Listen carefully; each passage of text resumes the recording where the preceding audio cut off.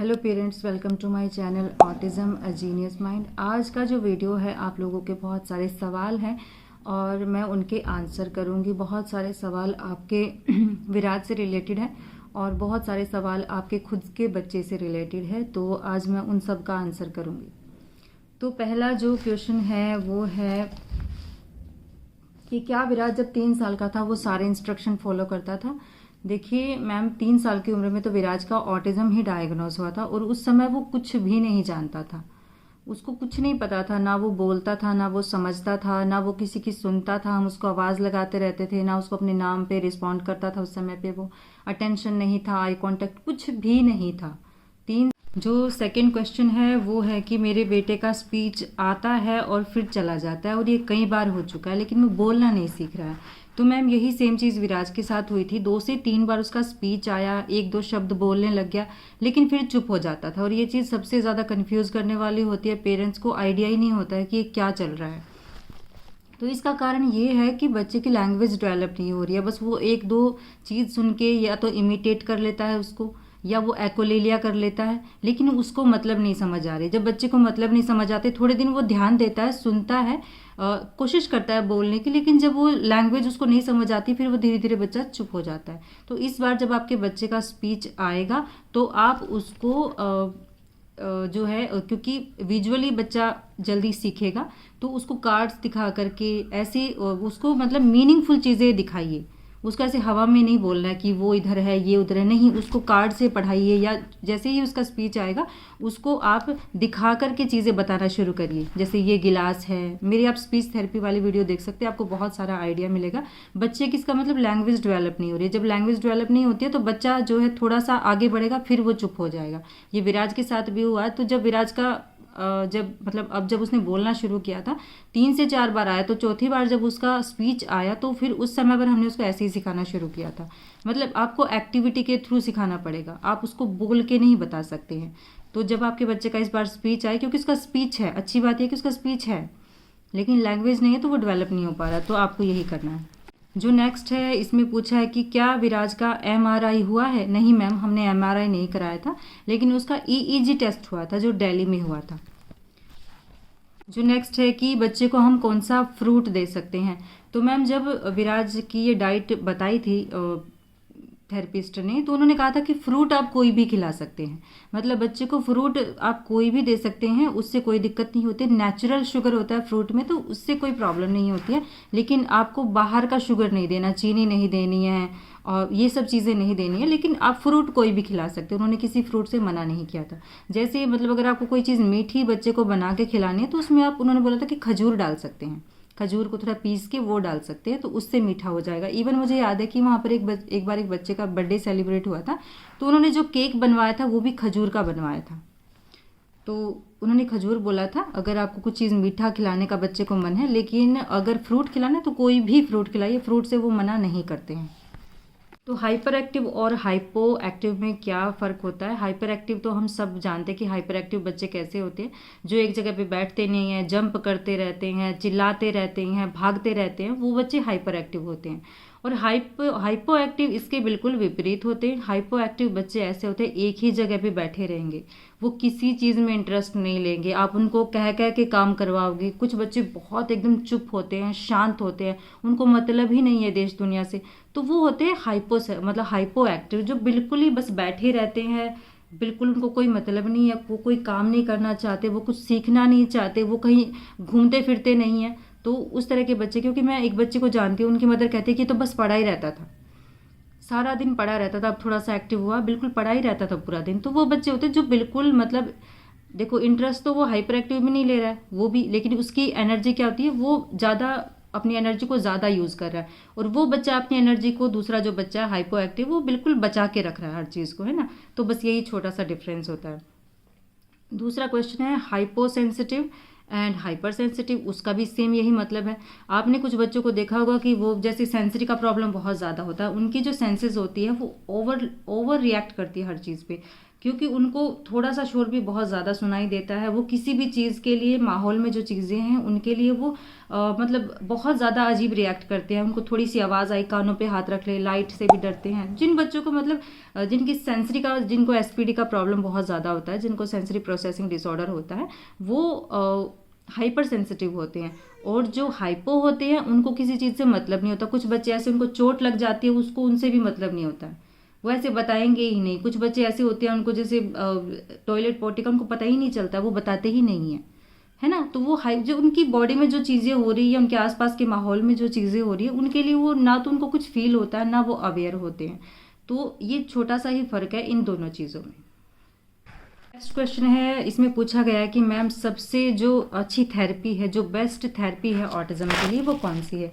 तो मैम मैं आपको एक चीज़ बताती हूँ कि सबसे अच्छी थेरेपी आपकी नॉलेज है। अगर आप ऑटिज्म को समझ लेते हो तो आपको ऑटिज्म से डर नहीं लगेगा। फिर आपको समझ आ जाएगा कि मुझे स्टेप बाय स्टेप काम करना है, टाइम के साथ साथ, उम्र के साथ साथ, और हम जितना काम अपने बच्चे पे करते हैं धीरे धीरे उसके हिसाब से बच्चा अच्छा हो जाता है। बहुत से लोग ऐसा बोलते हैं कि हम थेरेपी करवा रहे हैं, 9 महीने से थेरेपी ले रहे हैं, 6 महीने से थेरेपी ले रहे हैं, लेकिन हमारे बच्चे में हमें वो इम्प्रूवमेंट नहीं दिख रहा। क्योंकि आपको अभी लगता है कि थेरेपी से ही सब कुछ हो जाएगा। मैम थेरेपी से सब कुछ नहीं होगा। आपको घर में बच्चे की अटेंशन पे सबसे ज़्यादा काम कीजिए। पहले तो बच्चे का 100% अटेंशन आना ज़रूरी है ना। और घर के जितने भी काम है, मैं हमेशा ये चीज़ बोलती हूँ कि सबसे अच्छी थेरेपी यही है। आप घर में जो भी काम करते हैं, हम सारी जो मदर है घर के सारे काम करते हैं, बच्चे को अपने साथ इन्वॉल्व होना सीखे। मतलब कोशिश करें उनको कि वो आपके साथ घुले मिले घर में। आप चाहे बर्तन साफ कर रहे हैं, चाहे झाड़ू पोछा कर रहे हैं, कपड़े धुल रहे हैं, कुछ भी काम कर रहे हैं, खाना बना रहे हैं, हर टाइम पर बच्चे को चीज़ें सिखाने की कोशिश करें, क्योंकि उनको बिजी करना बहुत ज़रूरी है। बाकी उसकी पढ़ाई लिखाई है, वो चीज़ें हैं। हमें लगता है कि थेरेपी से सब कुछ हो जाएगा। मैं आप लोगों को एक चीज़ बोलती हूँ कि जब अगर जो बच्चा बिल्कुल ज़ीरो होता है ना, मतलब बिल्कुल शुरुआत हुई है उसकी, अभी 3 साल का बच्चा है, 2.5 साल का बच्चा है, अगर वो थेरेपी सेंटर में जाता है और मतलब उसकी कोई शुरुआत ही नहीं हुई अभी, उस बच्चे को बहुत टाइम लगता है रिकवर होने में। उसको बहुत टाइम लगता है। 1 साल तो उसको मतलब बैठने में, दूसरों को सुनने में, इन चीज़ों में निकल जाता है। लेकिन अगर आप घर पे काम करते हो बच्चे पर, और 50% तक अगर आपका बच्चा ठीक हो जाता है घर में ही, तो फिर आप उसको थेरेपी के लिए लेके जाओगे, आपका बच्चा बहुत तेज़ी से ठीक होता है। इसीलिए कई लोग हैं जो कहते हैं कि हमारा बच्चा ये भी कर लेता है, ये भी कर लेता है, लेकिन बस ये नहीं करता है। तो अगर आपका बच्चा 50% तक सीख चुका है तो आपके लिए बहुत अच्छी चीज़ हो सकती है, क्योंकि आपका बच्चा 1 ही साल में पूरा ठीक हो सकता है। क्योंकि उनको शुरू से शुरू नहीं करना पड़ेगा, और शुरुआत सबसे मुश्किल होती है। तो जिनके बच्चे भी बहुत छोटे हैं, आप घर पे मेहनत करिए। आपका बच्चा जब थोड़ा अच्छा हो जाएगा उसके बाद आप थेरेपी शुरू करें। क्योंकि जब हम विराज को लेकर के गए थे, विराज में काफ़ी इम्प्रूवमेंट था, लेकिन फिर भी कुछ चीज़ें थी जो सही नहीं थी। तो जाते ही विराज में जब उन्होंने शुरू किया तो विराज पर उन सब चीज़ों का बहुत ही ज़्यादा अच्छा मतलब रिजल्ट हमको मिला, और 1 ही साल में विराज लगभग रिकवर हो चुका है। तो आप ये कर सकते हैं। क्वेश्चन है कि मैम मेरा बेटा दिन में 4 टाइम दूध पीता है, और उसको दूध पिलाना भी चाहिए कि नहीं पिलाना चाहिए, और गाय का पिलाए, भैंस का, किस तरह का दूध पिलाए। मैम अगर आपकी, क्योंकि देखो दूध ज़्यादातर जो थेरेपिस्ट होते हैं वो बंद कर देते हैं। अगर आपके बच्चे को कॉन्स्टिपेशन का प्रॉब्लम नहीं है, अगर आपका बच्चा हाइपर एक्टिव नहीं है, अगर आपका बच्चे का बिहेवियर बिल्कुल नॉर्मल है, तो आप पिला सकते हैं, कोई दिक्कत नहीं है। और दूध मतलब जैसे हम तो गाय का पिलाते हैं विराज को, तो हम तो गाय का ही पिलाते। गाय का दूध ही बहुत अच्छा माना जाता है बच्चे के लिए। पहले हम भैंस का लेते थे, लेकिन फिर विराज के लिए शुरू किया हमने। अब हम गाय का ही दूध पिलाते हैं। गाय का दूध हल्का होता है, पेट के लिए भी अच्छा होता है और दिमाग के लिए भी अच्छा होता है, तो गाय का दूध पिला सकते हैं आप लोग। जो नेक्स्ट क्वेश्चन है कि मेरा बच्चा सेल्फ बाइटिंग करता है, खुद को मतलब काटता है, अपने हाथ पे इस तरह से काटता है। तो मैम इसके लिए ऑनलाइन आता है एक बच्चे के चबाने के लिए, एक ट्यूब टाइप में आता है। मैंने क्योंकि वहाँ पर थेरेपी सेंटर में मैंने कई बच्चों के पास देखा, कई बच्चे ऐसे थे जो बाइटिंग की जिनको आदत थी, या कुछ ना कुछ उनको चबाने के लिए चाहिए, तो वो आपको ऑनलाइन मिल जाएगा। ओके, तो ऐसी चीज़ें आती है बच्चों के लिए। कुछ बच्चों को आदत होती है चीज़ों को काटने की, तो उनके लिए वो मंगाए जाते हैं। जैसे नॉर्मली भी मंगाए जाते हैं बच्चों के लिए, जब उनके दांत निकलते हैं तो उनको कुछ चाहिए चबाने के लिए। उस तरह की आता है खिलौना, मैं आपको आप देख सकते हैं अमेजोन पे या फ्लिपकार्ट पे, आपको आराम से मिल जाएगा वो। तो आप वो मंगवा लीजिए, बच्चा फिर खुद को नहीं काटेगा। क्योंकि मैंने कई बच्चे देखे, वो 24 घंटे उनके हाथ में वो रहता है, वो उसको चबाते रहते हैं। वो उनको सेंसरी का हो सकता है, सेंसरी का प्रॉब्लम हो बच्चे को, जैसे कुछ बच्चे क्या कपड़े को काटते रहते हैं, वो दुपट्टा मिल गया मम्मी का उसको काट दिया। कोई भी चीज़ होगी, विराज का भी एक बार बहुत आया था ये चीज़ कि वो बॉल काट देता था। जैसे बॉल है घर में, फॉर्म की कई सारी बॉल है, वो काट देता था, उसके जो हाथ में आता था उसको काट देता। रबर होती है जो इरेजर होती है उसको काट देता है। तो बच्चों को आती है, बच्चों में ये कई बार स्पेक्ट्रम आते, कई बार नॉर्मल बच्चे भी काटते हैं, कोई बड़ी चीज़ नहीं है। तो आप वो मंगवा लीजिए, बच्चा फिर खुद को नहीं काटेगा। एक मैसेज आया कि विराज का जो स्केड्यूल है वो आप शेयर करिए। मैम देखो, अभी विराज स्कूल में जाता है, तो अभी मेरा कोई खास उसके साथ मैं कोई ऐसा नहीं चलती हूँ अभी उससे। लेकिन हाँ, जब वो छोटा था, आपने पूछा कि मैं उसको कितना टाइम देती, छोटा तो मतलब 2 साल, शुरू के 2 साल तो मैंने सिर्फ उस पर ही काम किया है। मैंने बाकी सारी चीज़ों को साइड कर दिया था। अपनी बेटी को भी मैं नहीं देख रही थी उस समय पे, क्योंकि मुझे ये था कि मेरी बेटी समझदार है, उसको तो मैं कभी भी पढ़ाऊंगी, कभी भी उस पर ध्यान दूंगी, वो अच्छी हो जाएगी। लेकिन विराज का, क्योंकि वो कहते हैं कि 5 साल से पहले बच्चे का इतना दिमाग, क्योंकि उन्होंने बहुत डरा दिया था कि 5 साल से पहले पहले बच्चे का दिमाग डेवलप हो जाता है अच्छे से, बाकी फिर बाद में उतना नहीं होता है। तो मुझे उस समय ऐसा लगता था कि मेरे पास 2 ही साल है। तो पहले 2 साल मैंने विराज पे बहुत काम किया है। ऊपर से कोविड आ गया था, तो मेरे पास समय बहुत था, क्योंकि कोई ऐसा घर में कोई ज़्यादा ये नहीं था कि कोई तुमको बहुत ज़्यादा काम है घर में, तो घर में ही रहना था। तो मेरे पास वो समय बहुत था, मतलब 2 सालों में मैंने विराज पे बहुत काम किया घर में।